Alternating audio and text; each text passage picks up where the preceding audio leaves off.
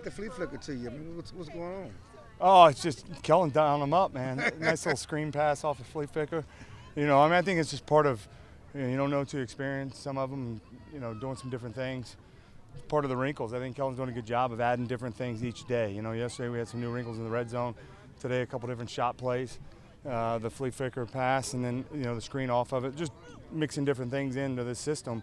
I think it's a big part of it. I've told you guys before, people talk about, the unknown of the signal caller and what that presents, but really there are no tendencies, but people are going to study you real quick. And so week to week in game, the ability to adjust and do those things, those are the defining 5 or 6 plays that make difference. I think Kellen's got a really good feel for that.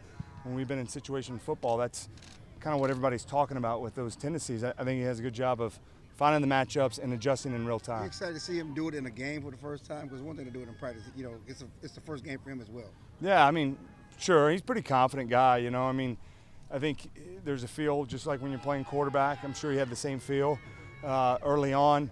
I think you keep it pretty generic with your game plan.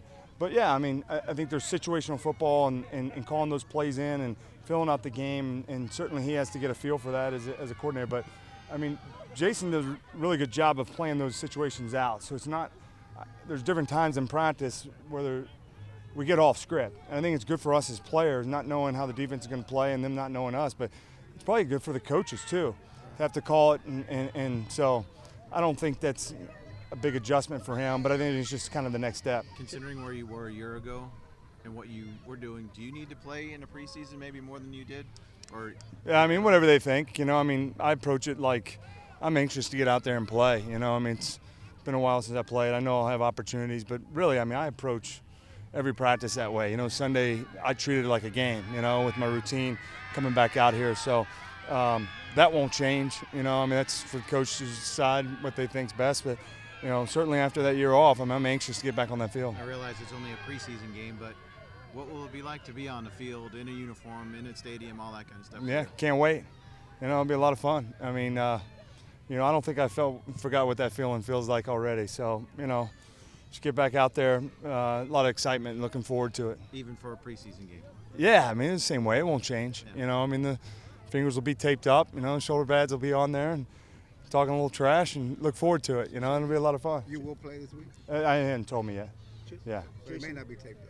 I don't know. That's true. That's true. Jason, yesterday it looked like in the red zone period that Leighton Vander Esch had to carry you on a route up Yeah. the field, and then he hasn't played with you. So as a new Yeah. teammate, you guys walked back together. Did he ask you something along the way? It looked like you were kind of coaching him up a little bit. Well, we just talked. He asked, about the route, what I was doing. So, he hasn't gone against me, but really I haven't gone against him either. He's long.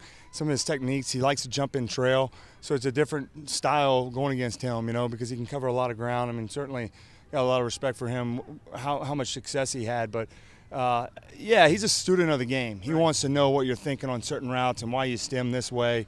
There's a reason why he's had success like he has. But on that play, he just, when you push out, he's thinking you're buzzing under, and then was able to come back inside. So just different ways we're trying to attack their coverage, And so I've been really impressed. Not too many guys have that size and speed, but more than anything, he's very instinctive in how he plays.